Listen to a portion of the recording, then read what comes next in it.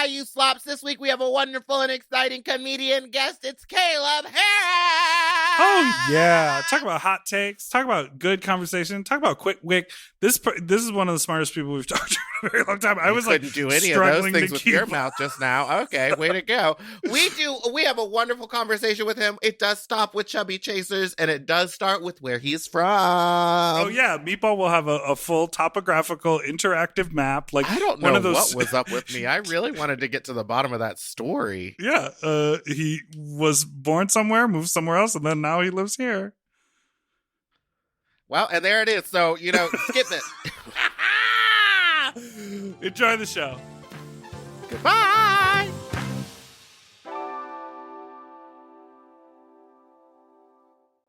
Forever. Dog.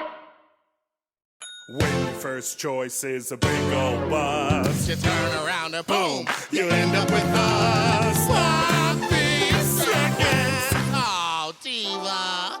Our number is 213-536-9180. Our email is sloppysecondspod@gmail.com. Now on with the show. Are you ready for some sloppy seconds, you stupid little fucks, you nasty little fucks, you dirty little fucks, you stupid little fucks? Ellie Kemper is the devil. Welcome to Sloppy Seconds with Big Dipper and Meatball. I'm Meatball and that's Big Dipper. And welcome back to Sloppy Seconds with Big Dipper and Meatball. Hello, everybody. How are we doing? do you say that because she has red hair? Because that feels like a snap judgment for no apparent reason. No, I saw something today that she was like the high priestess of some sort of weird KKK clan, and I think it may be all made up and fictional, but I think it's funny to run with the joke and tell lies on our podcast. Honey, Wow. It's not made up and fictional. There are like, especially, I'm from Missouri, she's from St. Louis where this happened. There are like these old, like, quote unquote traditional organizations that are, it's just like the KKK revealed, and she was a KKK princess, kind of. What? She was the wife. She was the wife of the KKK king that year. Is that what that was? I think she just won. I thought she won a contest. You're like, Meatball's spreading really vicious lies. Meatball's like, she started a KKK chapter in the 1930s. No, I think- She's... Okay, well, before we go anywhere, Meatball, can you introduce our guest? Because we didn't even get a chance to do that. Our guest is someone who I've wanted to have for a very long time. It's comedian Caleb Hearon. Hello. Hi. Wow. I'm so coming gay to hot- be here. Coming hot with the KKK trivia and a riff. Oh, no, stop, because you're actually Not good. the homosexuals doing the... I mean, come on, Caleb. It's Pride Month. Let's try to tone it down a little bit. But here's my family-friendly. question. Have you ever seen the video of Jessie J riffing on the word no? No. Oh, I thought you were going to riff it. No, I haven't. But Jessie J, I feel like I've seen an awkward video of Jessie J. Is she really awkward in this one? No, She's fucking awkward in all of them. No, she's got she's singing incredible stage presence, bibbity bops, the bob to last all bobs. Big Dipper, BD, fix your face when you talk to me. I said, is she awkward? And you said, no. You scowled at me. You got so mad, babe. I stand Jessie J. We've talked about this on the show. I stand Jessie J. I'm on your side. Price tag did what it needed to do. Wow. Wait, who released this Ellie Kemper news? That's what I It was wanna on know. Twitter, and then it was on Twitter.edu. TikTok, and you know I live on TikTok. Oh my gosh. Everyone broke has on a Twitter.org. horrible pass, right? Also, what I also realized was that, like, she I've never been problematic. You will never. I mean, people will try, and they will never get me. I've been perfect since birth.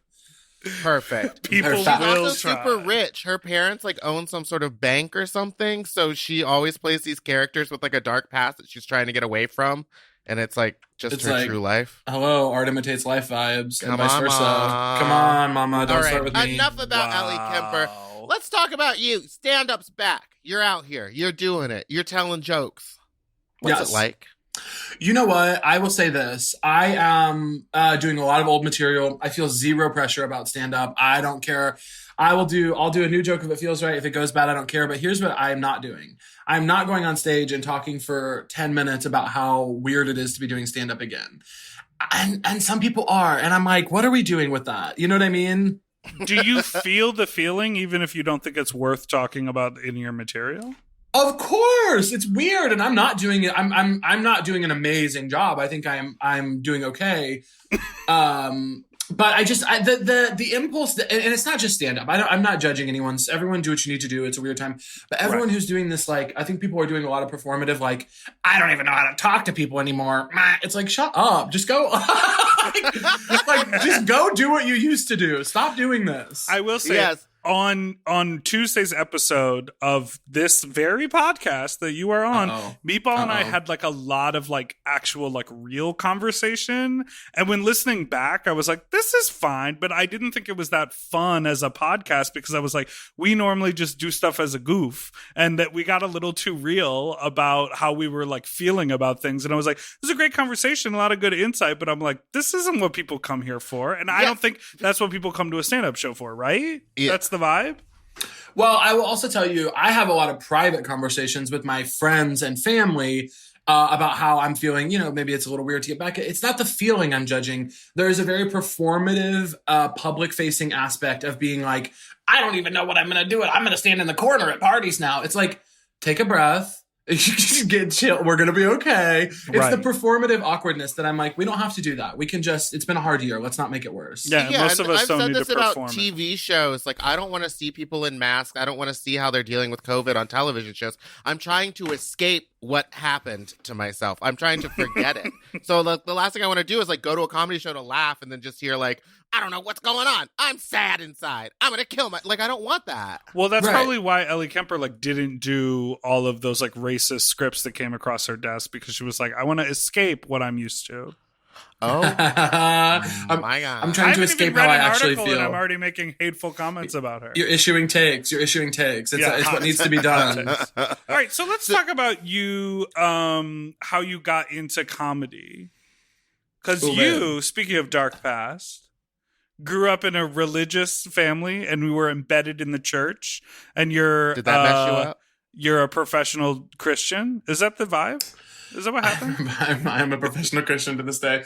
No, you know what's really sick? This is fucking disgusting. My family is, and this is really telling about me. I mean, this is the kind of person you're dealing with. My family is really like spiritual, but not really that religious. Like, we have some Christ believers. My mom believes is a Christian, but never took us to church. I insisted that I be put into the church because all my friends were doing it. So I brought myself into the church. Crazy thing to do. But yes, it was very traumatic. It was very strange. And I basically was like, I'm going to move away from here. I grew up in a small town in Missouri, and I'm going to go to law school. And then she's a lawyer. She does the law, babe. She's a barrister. Kim Kardashian. You better be my legal team. Kim would kill to have what I have. In terms of the law, the grasp on the law. No, I mean, so I was like studying socio-political communication in college. And then like my sophomore year, I started doing improv. And then I started doing some of my friends in the town where I went to college ran a burlesque show downtown. And they were like, we need someone to come do stand-up. We'll pay you $20 to come try it. And they paid me $20, which was a lot of money at the time, especially to just like stand up there. Making their first gigs. Truly. I mean, I couldn't believe I was getting paid for it. So I started doing stand up on those burlesque shows, and it was, hacky, horrible shit that I thought was brilliant. Give us an example. What was I doing? I was going like, one of my favorite bits at the time is something that I have now seen a lot of. And so I don't know if I picked it up from somewhere else or what, but it's now I would never do this joke. It's so hack. But it was a true interaction I had with a girl I went to high school with, who was super anti-abortion, and I would play out this conversation I had with her, and then I would say, if I'm pro-abortion because if my mom had an abortion, I wouldn't have to be talking to you right now, and then I would talk about all the reasons it would be great to be dead, or never have born, even better. And it was just like, it was like so like trying hard to like say something. It was like. It was just forced and stupid, and I thought it was genius. I thought I was George Carlin. Wait, do you have Meatball? I'm curious. Do you have question for both people on the panel? Do you have a definition for hack? Because to me, it is always up to whoever is being critical of that's such a hack joke. Like, is there a real definition of what it means to be like a hacky joke? That's totally subjective, right? I think so, and I only turn it on myself. I'm never sitting in the audience of a show and going, that person's a hack or that bit was hack. I will watch what other people are doing and I will go, oh, I didn't like that, so I shouldn't do it. I'm never turning it on someone else. I think comics who run around doing that, there are a lot of like club comics right now who are bagging on like internet people or people who got big on Twitter or TikTok or whatever. And I'm like, you guys are just sad. You don't want to do clubs. You wish you were getting other stuff and you're not. So you're turning on other comics and being mean to them. It's only against me. I decided that stuff for myself.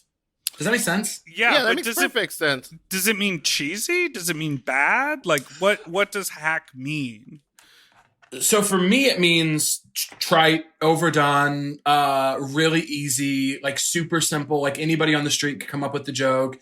The minute you get into it, people kind of know how it's going to end. Like to me, hack is a million things, but it just comes down to like, you are not working very hard at being a creative. You're just doing the easiest thing. You're just doing the easiest thing. Right. What's the equivalent of that in drag? Yeah. Chaps? Stealing chaps. Wearing chaps. It truly is. If you're in a chap, mama. Chaps in a harness. It's over. The like Ariel Versace wig. Yeah, just to bump it. I'm over it. I don't want to see it. I'm over it. List the queens you don't like, Meatball. Get the fag off the TV. I'm not watching that. Get the fag off the TV. I'm not watching that. But you just mentioned people getting mad about comedians getting big on like Twitter or over the internet. And I feel like the first time I saw you was like a Twitter video of you doing stand-up comedy with what is that called? A video screen. And you were like giving a presentation. It was like the funniest thing I'd ever seen. So do you feel like people kind of come for you because you got big on Twitter or? Ooh, girl, I don't know. I mean, I'm sure they do. I'm sure they have their private conversations. Here's the deal. I had a career I liked before I got on the internet. I was screen testing for SNL before I got on the internet. Ooh. And I liked my career. So it's like, if people want to come for that, I wish them well on that journey, but the internet is valid and the internet is a tough audience. So like, I mean, if that's your journey, the toughest audience. Because it's hard. Everyone has an opinion and everyone is on the internet. And the thing you forget, and I think this always happens in like when you're watching stand-up specials and you're like, everyone in the audience is laughing, but you're sitting at home going like, ew, this is bad, is because when you're in a room and a person is up on that stage and you feel the energy of everyone else, it's easier to get a laugh like that. I think it's arguably harder to get a laugh on the internet, harder to make something that people really connect to on the internet. There are obviously more tools. You can edit, you can do other things that you can't do as a live performer, but there are totally these different things. And like the leg up that people think you get from making internet content is the same leg up people get doing live shows, because it's really hard to have someone just stare there and shake their head and be like, I hate this, when you're live and in person. Like that person really, I mean, some people do it. Meatball does. Well, I hate it. No, I don't want to be a content creator. Like content creation is not actually that exciting to me. I like live performance. I like acting. I like writing. But I started doing it because I got that advice from somebody, when I was doing SNL stuff. One of the producers was like, hey, you should be putting online content out. And I was like, dope, I'll do that if it'll get me closer to my goals. But I will say this, even though that's not what I want to do, content creators and internet comedians are perfectly valid. And also more like traditional quote unquote stand-ups or comedians who put out maybe like a special every year, 2 years, 3 years or something like that. Their comedy is with you for a moment. You watch it, you don't watch it for a long time. Maybe you rewatch it. People who make internet content constantly, which I don't, I very infrequently put stuff out, but people who do, who put out videos every day and have huge followings, their comedy is part of people's every single day life. And so if you could just not be so cynical and step back for a second, I think there's a way that like, that's very cool. And it's very like, it's its own beautiful, like very powerful kind of cool thing. But I mean, like I said, I wish everybody well on their journey. And if coming for internet comedians is part of their journey, then I say go nuts. And you learned all of that from Jesus? From Jesus Christ. Jesus, babe, Jesus. Jesus was copying my notes, honey. You say you want to be a good person? Read my diary, baby. Read my diary, bitch. No, I mean, it's kind of hard to tell, don't you think? I mean, did you guys grow up religious? Yeah, I sort of did, but my parents let me do whatever. They let me do whatever. Yeah, I would go to church, but I would like skip it. I would be like, yeah, I'm gonna go help out with like children's sermon, and then just go like run around the church and do nothing. Yeah, it's hard to separate. I like it pleases me to think I'm a good person. Yeah. And it's hard to separate. Like, is that because I grew up in a small town that has very particular values? Is it because I was involved with the church, even though it gave me some trauma? Is it not? Would I have turned out this way anyway? I think about that when I think about like having kids. I'm like, what do you do? How do you make sure your kids turn into good people? But I don't know. It could be because of Jesus. I'm willing to accept that.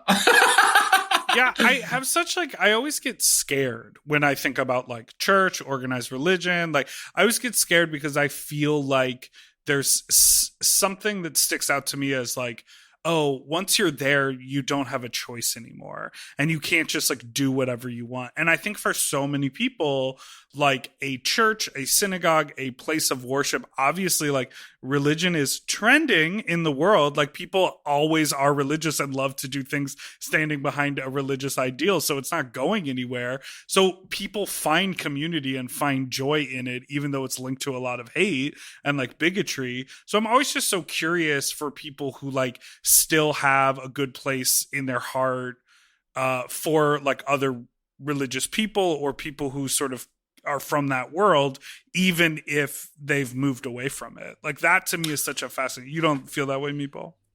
I don't know what you just said, but I do have a question. So we were talking about how you started comedy. Got it.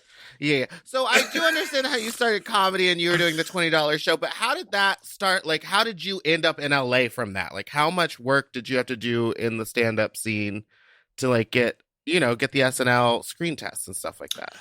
So I was doing improv in those little shows in Springfield, Missouri, where I went to college, and I started producing my own stuff and making my own shit. And then I was going to move to New York. I lived in New York for 2 summers in college, and I really loved it. Was hanging out at the theaters there. And then a bunch of my friends were like, hey, we're going to move to Chicago when we graduate. And this was like right before graduation. And I was like, why? And they were like, there's a great comedy scene. I was like, not New York or LA. Do you guys want to work or what? But they were like, there's a great comedy scene there. And I was like, okay, well, you guys have a room in your place and I want to, let's do it. So I went to Chicago. It was the best decision I ever made. Best comedy scene in the country, I think. And yeah, I just started like interning at improv theater and doing characters and weird little shows at like midnight in like attic and basement theaters. And then I just kind of got lucky. I mean, I just really got lucky. I was like doing my characters and stuff, and I decided I was going to try for the SNL showcase, even though I didn't think I would get to the like final round. It's a really long process in Chicago. You do like a first round with like hundreds of people, and then you get down to a second of like 40, and then the final one's 15, and Lauren and everybody come to town. So I didn't think I would get that far. I was just like having fun, and then I just kind of got lucky. That's so cool. Why does is it? I feel like have. Go ahead. What? No, you go ahead. Well, you said it's cool. I'm like, sometimes I just feel like it's like, I wish there was some big, like, I want it to be like a movie where I'm like, I was walking down the street and a man saw me and said, you know what I mean? But it's like I just kind of like, I just like hustled and yeah. But I got lucky. I appreciate those stories more so than I appreciate people that were just walking down the street and someone was like, oh, you're a model. Same. Let's make you a model. Because it's like you had the talent and you worked your way up to it, and it like may not seem cool to you, but it's like cool to listen to someone's story who just actually worked hard and then is getting what they worked for. I also think a lot of people sit around going, I could do that. And then they spend their time being critical of other people doing something. And then they don't put in the work. And then they don't attempt to do anything. And then they just sit there in they just stew in that pile of, I could do that. And it's that could be me. Right. And it's cool to know that, there are people out there who are like putting their mind to something and being like, yeah, this is what I want to do. I will say that I busted my ass. I worked so fucking hard. I wrote like 50 characters a week at one point. I worked extremely, extremely hard, but then I just got lucky. Like you have to be ready, obviously, when the luck comes. Yeah. But yeah, you have to be ready when the luck comes. But if the luck doesn't come, it doesn't come. So in that way, it's kind of unpredictable. And I don't like when people make it seem like, I think some people talk about getting what they want and are like, oh, I worked and worked and worked until it came. It's like, right. But then also someone took a chance on you, or there are things you can't control. Yeah, exactly. What were some of the venues in Chicago? Because I'm from Chicago. And what were some of the venues that you performed at? Like the Lincoln Log? Oh, yeah, I did. Lodge. No, I like Lincoln Logs. I'm asking about the toy. Lincoln Logs. We're speaking of building architecture, babe. When I first got there, it was a lot of improv theaters. It was like IO, doing stuff at like the Crowd, little places like that. And then is the Playground still a thing? The Playground's a thing. I didn't spend much time there. I did like some indie shows there, but I didn't spend a ton of time at the Playground. But then to me, when I got to Chicago, I was like, I want to be one of the comics who gets booked on like Chicago Underground Comedy at the Beat Kitchen. The Beat Kitchen. And anything at the Hideout. Any comedy show at the Hideout. Wait, the Beat Kitchen and Steamworks. Yeah, I was fucking guys in Steamworks while running my set. The Beat Kitchen and the Hideout are similarly set up, and like there's like the front area, which is like bar/restaurant, and then the theater in the back. Yeah, and there's also an upstairs at the Beat Kitchen as well. Oh my god. Yeah, those venues. But those what's venues the kitchen were like? Is B. The kitchen. It is B. It's B. It's B. The kitchen's B. It's gorgeous. So beautiful. how did you go from Chicago to LA? When was the big Meatball move? really wants to understand I wanna how know. you moved I'm here. just trying to figure out how you keep moving. Baby. I was in Chicago. Okay. I was in Chicago. I did SNL, didn't get hired. They hired someone else. Who? And then names. Names. Well, he got hired and then didn't make it to the show. That was the year I auditioned was the year they hired the guy that they fired like 2 weeks later. So that happened, and then because of the Twitter thing. And then I started doing videos and stuff, and then I just kind of was like, I think it's time to move. And then the pandemic happened, and I was like, well, I already decided I was going to move, so I moved during the pandemic to LA. Oh, you did? Oh, so you're fresh to LA. I've been here for almost a year now. Wow. But Wow. just, sitting in my house. So I'm like, this new vaccine life is very, I'm out doing stuff. I'm seeing people. I'm doing things now, which is Yeah, give us a type 5 on how awkward it is to be out in the world. No, I'm just kidding. I don't know how to talk. We're going to take a quick break and be right back. Ah!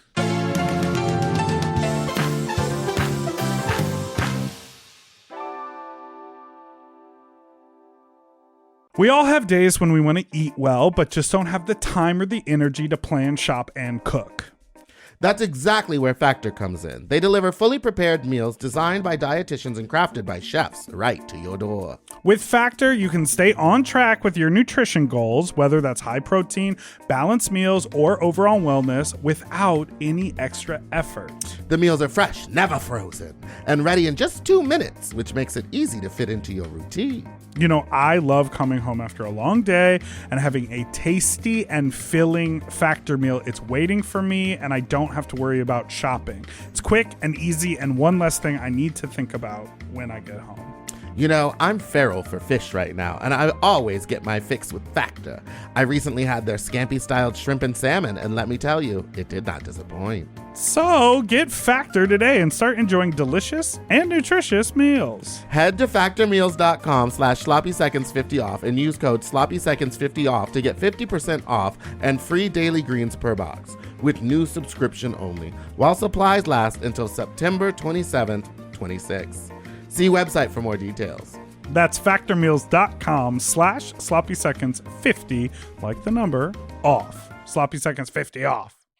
Do you want to improve your sleep? Well, listen up and get a Helix. Whether you sleep on your side, your back, your stomach, Helix makes premium mattresses that are designed to fit your specific sleep style. You know, now that it's spring, why not upgrade your sleep game and get a Helix mattress? And you know what? What? I can guarantee you that they have a mattress for you with over 20 different styles and models for you to sleep on. I love sleep. I can't get enough of it. And I love my Helix mattress. So ever since I got the big and tall, I know we go on and on about it, but it's a perfect fit for me. I haven't had a mattress before that I was able to select a model from, and I'm so happy I got to do that with Helix. And I, too, have the big and tall model, and it's perfect for my big and tall body. I loved it so much, I got a second one from a guest room. True. Yes, baby. And the people are sleeping great in there when they eventually do sleep in there. Best of all, Helix delivers right to your door with free shipping in the US, and you can get a 120-night sleep trial to make sure that it's right for you. You also get peace of mind because Helix mattresses are backed by a limited lifetime warranty and have been recognized by experts at places like Forbes and Wired. And me. I am a sleep expert too. Period. Go to helixsleep.com/sloppy to get up to 27% off site-wide during their Memorial Day sale. That's helixsleep.com/sloppy, and make sure you enter sloppy seconds after checkout so that they know that we sent you. helixsleep.com/sloppy. Get yourself a Helix.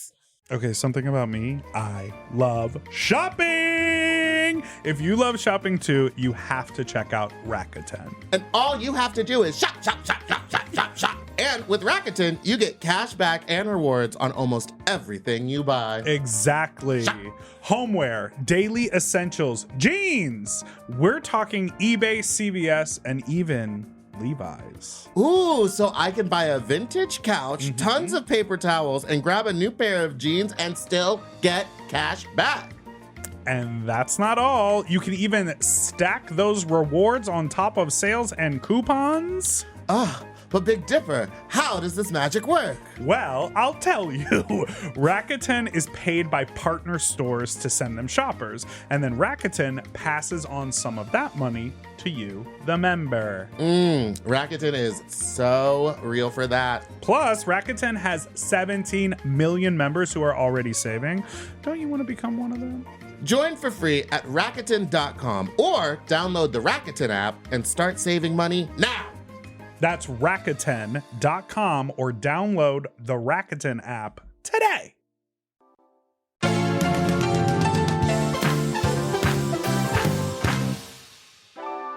Okay, we are back. And we are back. So you spent a lot of time in Chicago, I heard. Do you know the musical Wicked? I'm familiar with it. Have you ever seen it? No.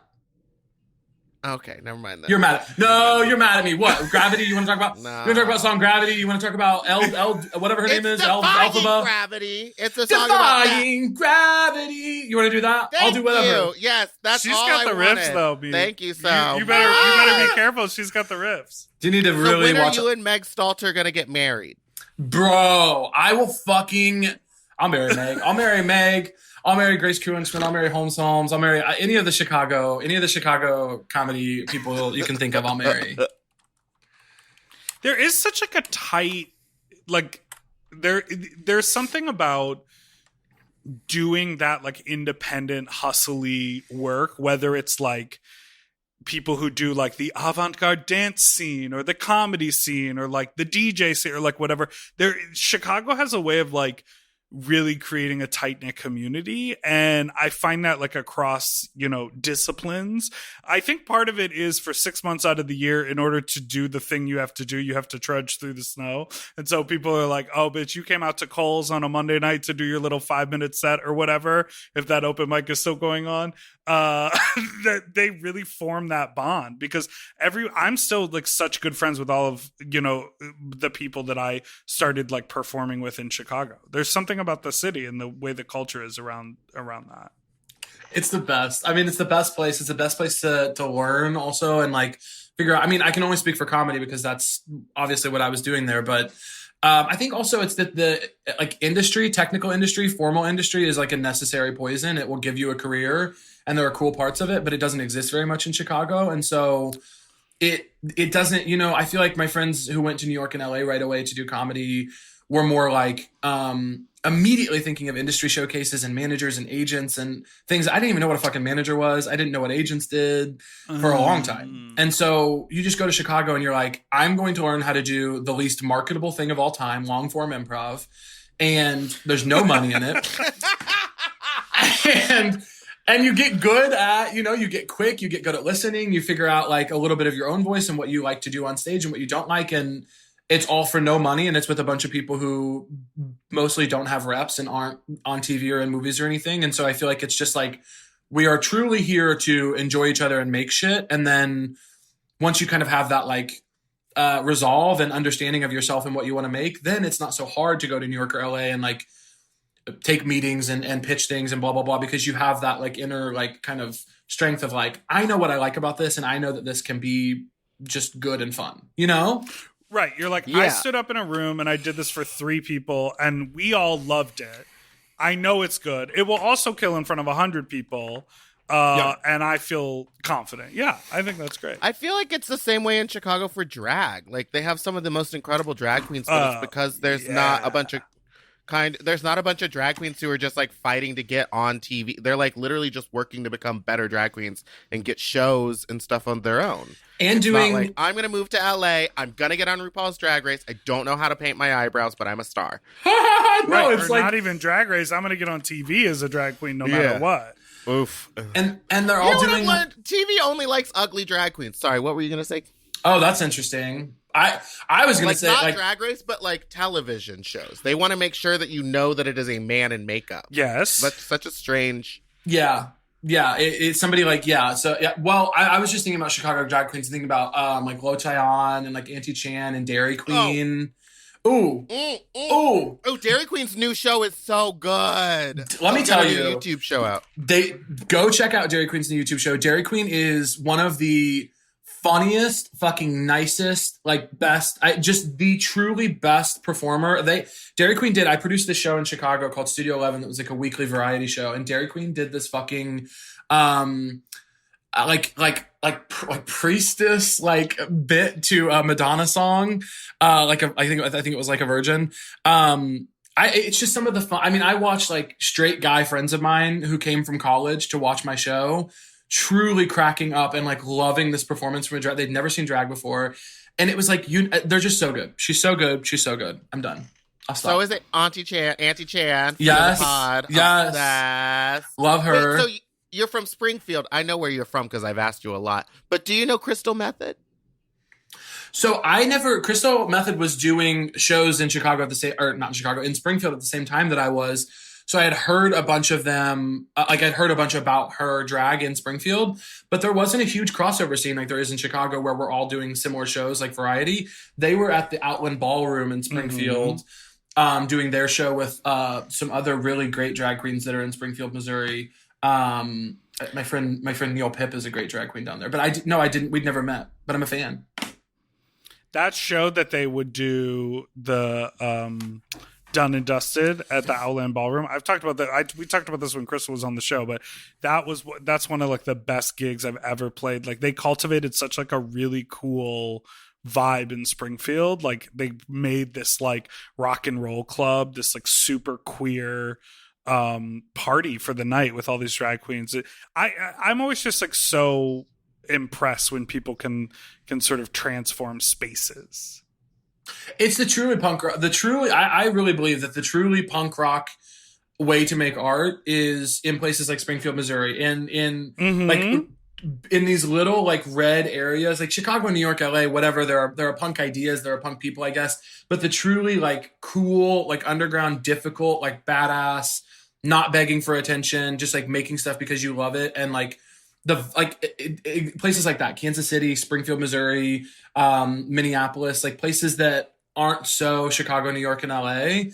It's the fucking coolest because it's hard. It's really fucking hard to make stuff there and build a community. I always think like, why don't you move? And then people are like, because this is my home and this is where I'm from and I love this place and I just want to be myself in the place that I'm from. And I'm like, oh, that is way braver than being like, I'm going to go where everyone is like me.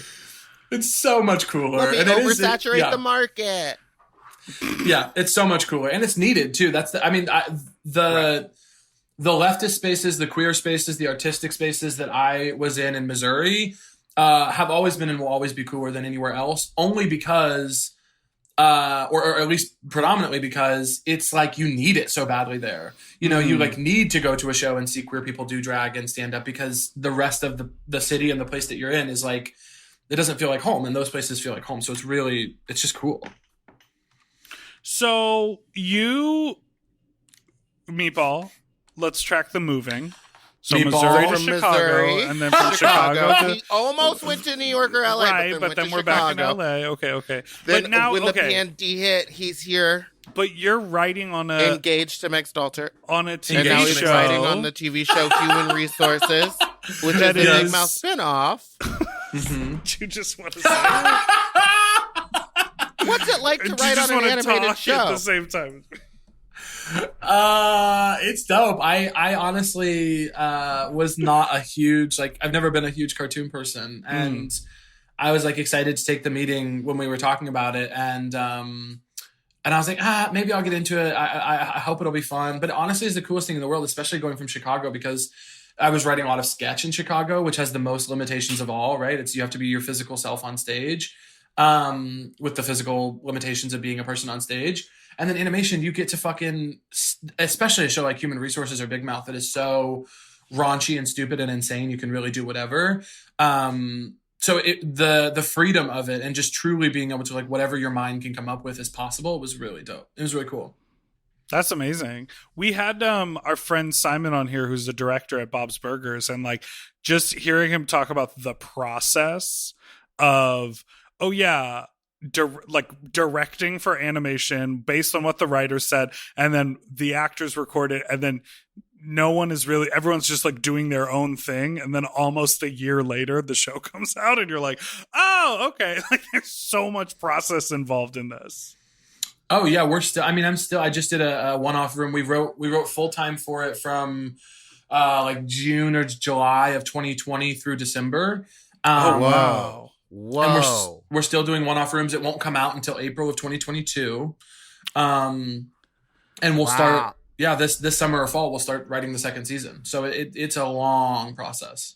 That's wild. That's so insane. I don't know. I think there's something cool to like work on a project like that big, and then also be able to like be like, oh, I can scribble down these jokes, go stand in front of a group of people with a mic. So you get like the best of both worlds. Like you get the immediacy of that, or even fucking Twitter. Like you can put it out there immediately, or you can like work on the thing that like takes a year to cook.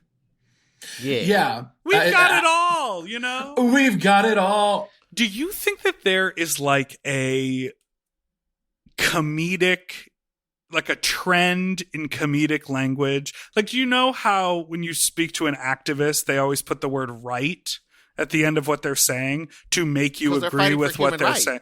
Of course, they're fighting for human rights, but they're also saying like, and you understand our system is corrupt, right?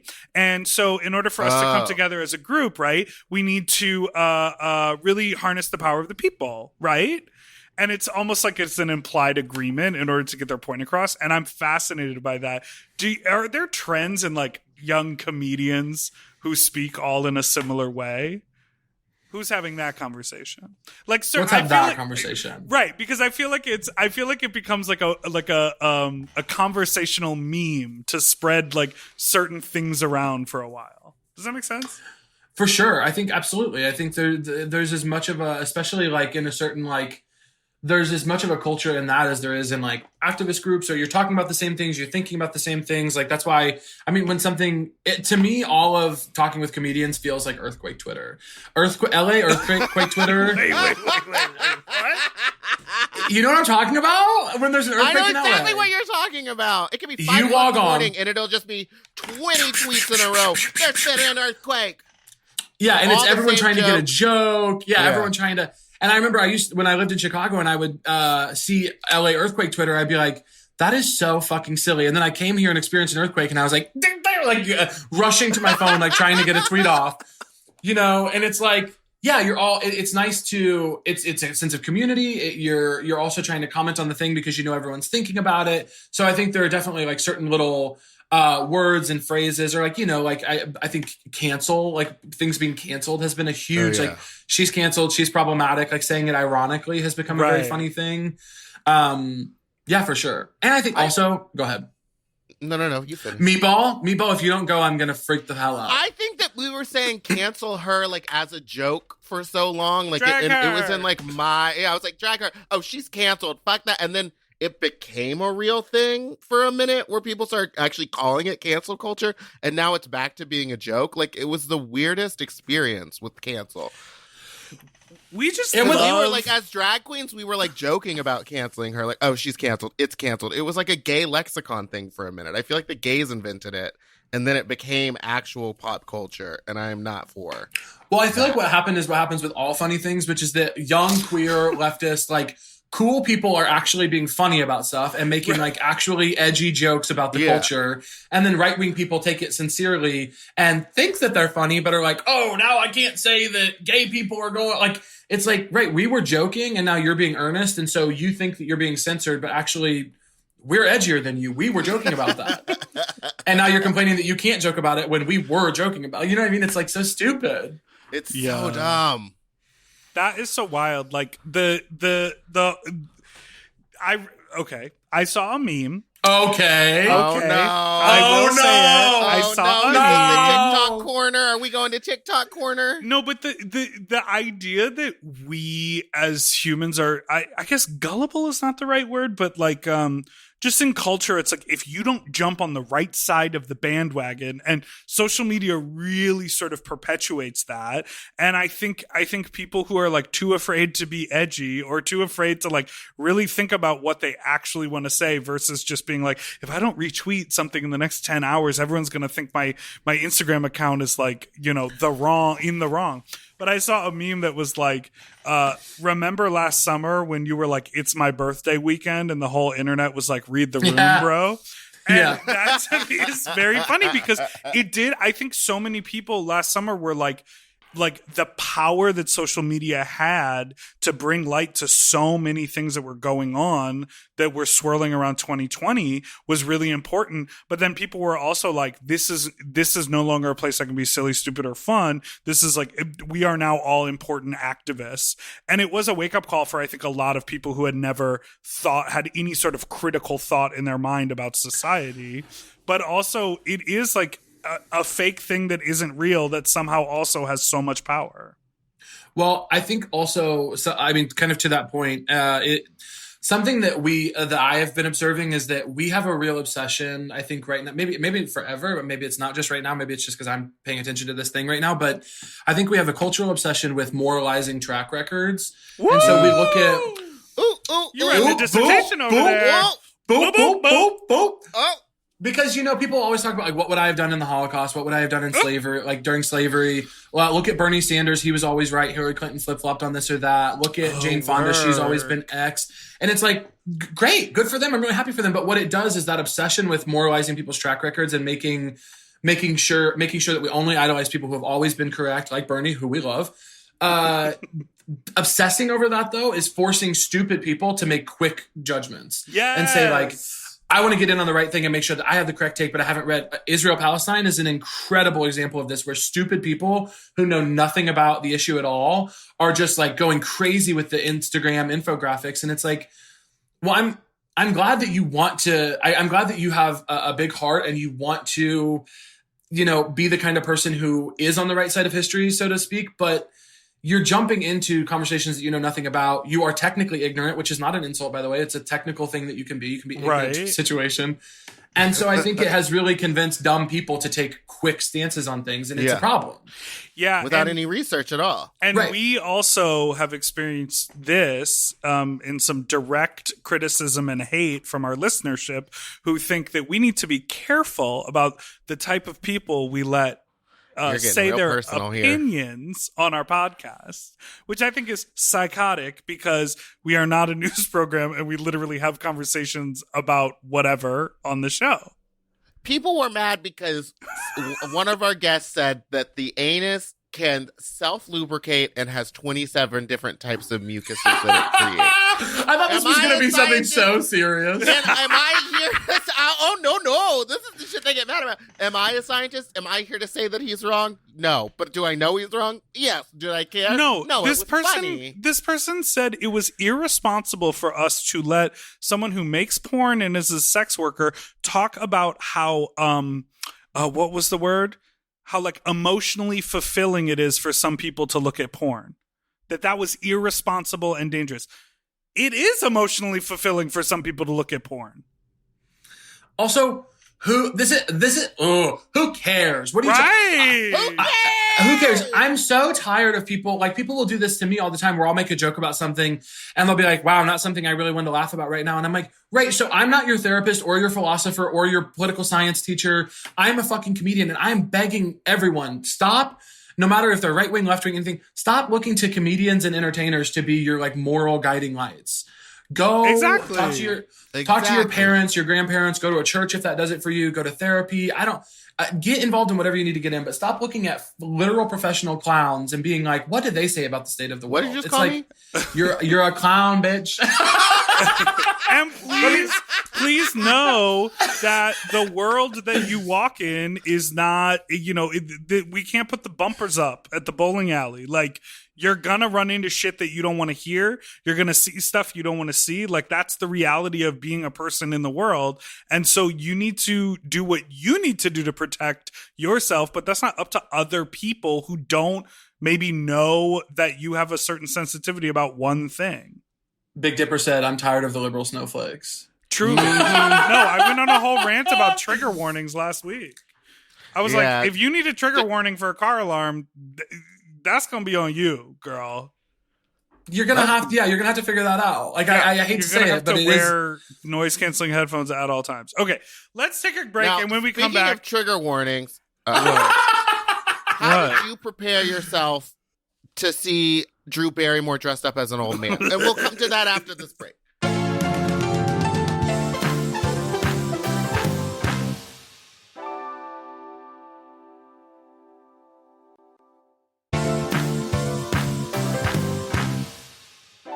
We are back. I want to talk before we get into the sexy butt sex stuff. I want to talk about your podcast that you co-host called Keeping Records with Caleb and Shelby. Why did I say Shelly? Shelby. Do you know Shelby? No. Shelby Wolstein. So Shelly, drink your juice. Drink your juice. No, her name is Shelby. Uh-huh. Yes. But now it's Shelly because we're changing all of them. Exactly. Oh, so you're explaining humor to me now? Thank you so Big much. Dipper. I'm offended. So your podcast is basically about time capsules, right? Pretty much, yeah. We think of it as like basically it's just like a fun way to get into talking about people's favorite and least favorite things and how they view humanity and what they think is important on Earth. I opened a time capsule recently with my family. Really? Was it just a bunch of paper mache? Very disappointing. It was like nothing. Yeah. It like wasn't anything. We buried it in the year 2000, Y2K, Diva. It was like a time capsule kit that came from Sam's Club. Like it was like it fully like had stickers on it. And it was a tin can that you would like get popcorn in. And there was like a newspaper and like something, I think I wrote a note that was like, if you find this, you're cool. Because I was truly 11 years old or whatever. I'm bored. Sorry. You had no point of view. That's boring. It was so bad. And then I put some like toys in there or something and they had all like melded together, like corroded. And then I believe there was a mixtape. I think I put a mixtape in there that probably had like Sublime songs on it. It was your very own golden record. Yeah. Yeah. Wow. Yeah. The podcast, I know stuff. You know stuff. The podcast is based on the Voyager records that NASA sent into space in the 70s. And it's fucking, you know what? It's honestly queer. It's honestly about music. We have a great editor who makes it sound really good. And it's a fun ass time, you guys. It's really fun. I suggest everyone go listen to it. I listened to it on a long road trip like 2 weeks ago. Listened to a bunch of episodes. It was so fun. Y'all are so fun. Y'all are so fun. Who did you remember who you listened to? Anyone that stuck out? I listened to the Golden Record episode, and then I listened to one, I don't know, someone like made their favorite playlist. I can't remember any of the songs off of it. And it was not someone I knew. So I was being introduced to new people that I don't remember. You were being so brave. That's so brave of you. Thank you. Big Dipper's like, I would never listen. I would never listen to the pod. Big Dipper's like, I hate gay people. I hate gay people. No, I think you've got me all wrong. I think you've got me pegged wrong. I love podcasts and I love gay people. I love gay people. Both of those I love things are pegging. true. Okay, so now it's time for our final segment of the show, which is called Fuck Talk. Fuck Talk. Now, here's the part where you can tell an uncomfortable or strange sex story that's happened to you. Dipper usually goes first. I normally don't say anything. But if you're uncomfortable talking about your personal sex life, we have phone calls from our listeners who tell us their uncomfortable sex stories. And those are sometimes very wild. I will tell you, I had honestly a fuck trip recently. Honey, I got vaccinated and I went to Chicago and Kansas City and saw my family and I did a little job in Chicago and the way I was hooking up, I was having sex and I think I fucked like 5 people on this trip. Yes. Wait, Yes! I was really going for it. What kind of guy do you go for? You know, it depends what mood I'm in. If I'm like, there are some times that I really want to hook up with like a femme kind of like twink vibe. There are some times that I really want to hook up with like, like a masculine, like I'll do a DL straight guy. Sometimes I really will. Which is, say with me, toxic and fun. toxic, but someone has to do it. I mean, what are we going to do? Just leave them out in the cold? Do you put on like a little voice for the DL guys? No. If anything, I put on a little voice for the femme guy. Like, if anything, I put on a little voice for the femme guys. I mean, it was a very fun trip. I had a lot of fun, but one of the guys that I hooked up with in Chicago, if he's listening, hey girl, he gave me the biggest hickey I have had since probably high school. Oh my God. Huge, massive, dark. And I've never done my own makeup. I have gotten makeup done for work, but I've never done my own. So had no idea what to do. I had to call friends and be like, please tell me. I had to run to CVS because I was pitching a TV show that day. About the day that No. the TV show was about. The TV show was actually a revenge story about killing someone who gives you a hickey on a big work day. Ironically. So I had to go get makeup and it looked horrible. I did a horrible job. So I had to I was wearing a collared shirt and I was basically wearing the collar up to my ears, being like, I'm just chilling, trying to look casual. And it was tragic. Oh, that reminds me of a story when I was in college and I was hooking up with the student director of this play, only to get the lead. And I did. Jail. Casting couch. Come on, mama. Jail, then prison. Please. Jail, then prison. It was a student director. Everyone calm down. The theater was You're right. 100 seats. You're right. So I was hooking up with him and he was trying to be very serious, but I was also in college and I was like you. I wanted to fuck everybody. So this guy gave me this huge hickey and then I had to go to rehearsal and he was like, what's that? And everyone started pointing at it and talking about it. And I was like, I got hit in the neck with a baseball bat. I was just walking down the street in New York. Someone hit me in the neck. I couldn't think of anything fast enough because I'm a terrible liar. And I was like, I got hit. And then I had to just pretend like it hurt and was a bruise until the show was over. But I think he knew. Honestly, everybody knew. Wait, what? The guy that gave you the hickey asked you what it was? No, the guy who gave me the hickey was just some random guy that I had hooked up with off of an app. And the director of the show, who I was seeing, asked me what it was. Wait, okay, babe. I thought that you were telling me that the director gave you a hickey, and then that same director at rehearsal was negging you in front of everybody. Yeah. And I was like, no, that's so hot. Oh my God. If you give me a hickey and then in front of a room full of people, you did this, bitch. It was you. That's so hot. That's how I got the role, bitches. Learn That's up. hot. God, that's hot. God. Well, hot anyway. I mean, happy for you. I don't know that I've you. ever gotten a hickey. Good for you, babe. I think I've You tried need to one. tried to give someone a hickey and they were like, stop, I don't want that. It takes a little too long. They were like, quit it now. Yeah. But that idea of marking someone is very wild. Too Nexium for me.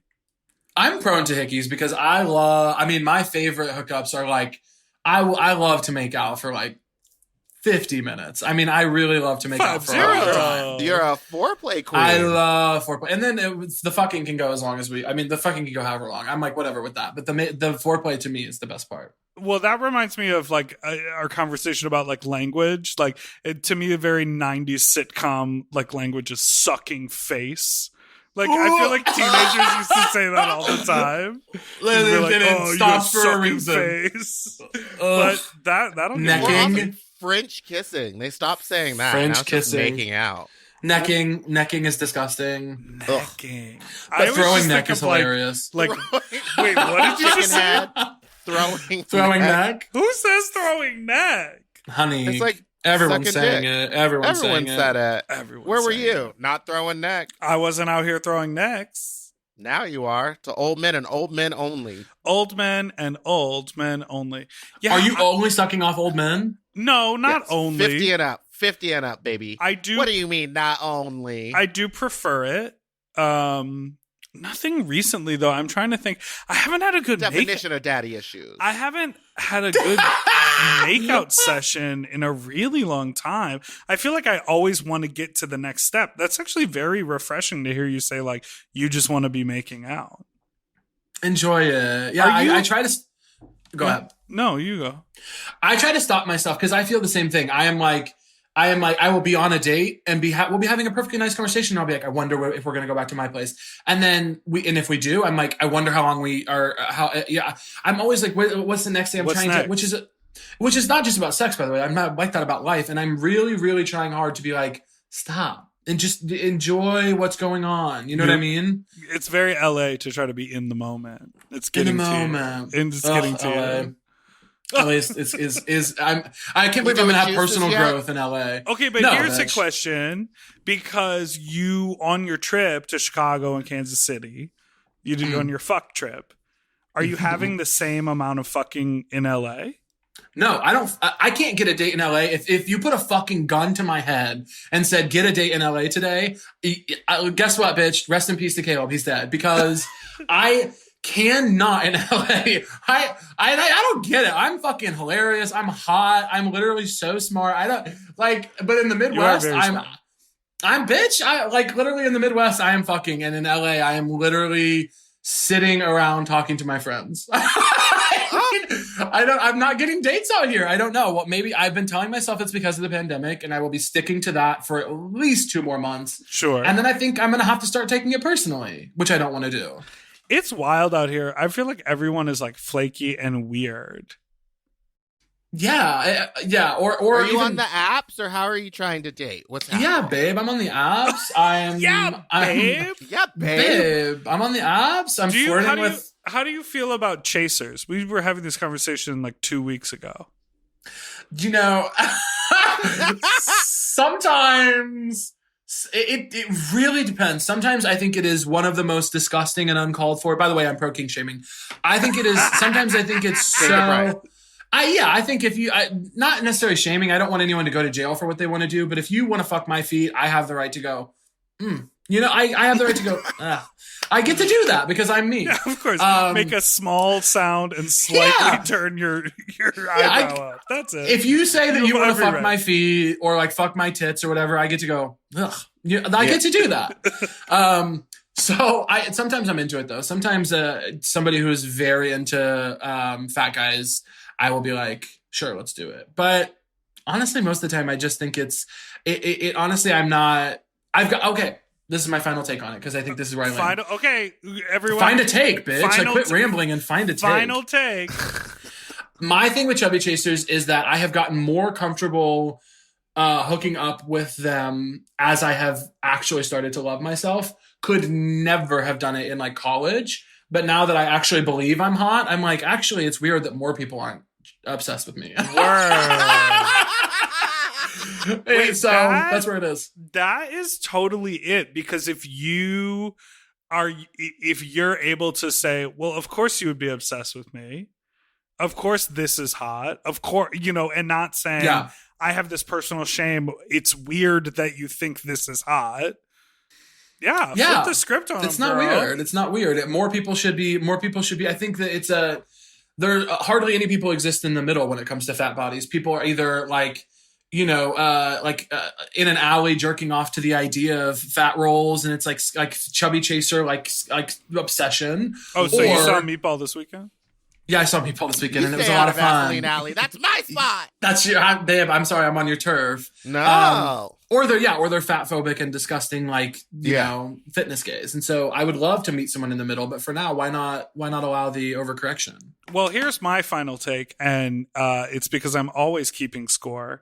There's something that I just always love when like someone you would assume is a fat phobic fitness gay, like 12 pack, zero muscle, all they want is a fat person, and like when the ultimate chaser is just looks like the most stereotypical version of like hot fit muscle guy. I always feel like we won.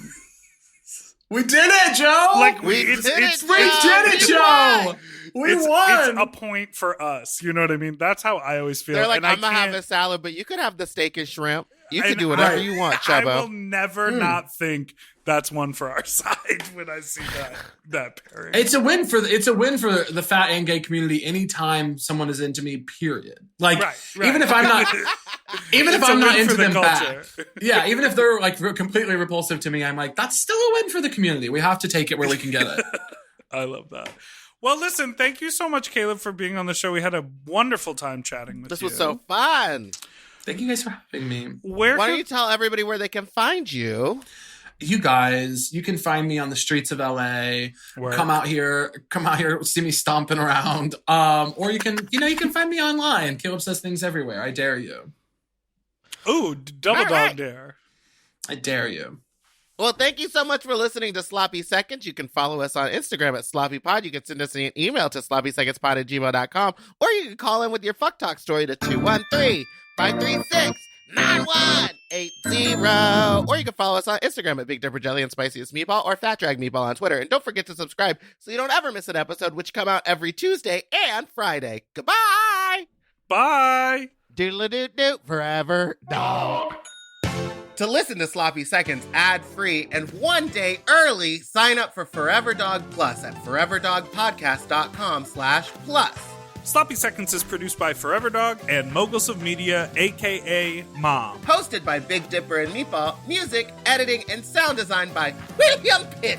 Executive produced by Willem Belli, Alaska Thunderfuck, Joe Cilio, Brett Boehm, and Alex Ramsey. Our artwork was drawn by Christian Cimarroni. And our theme song was written by Mike Malarkey.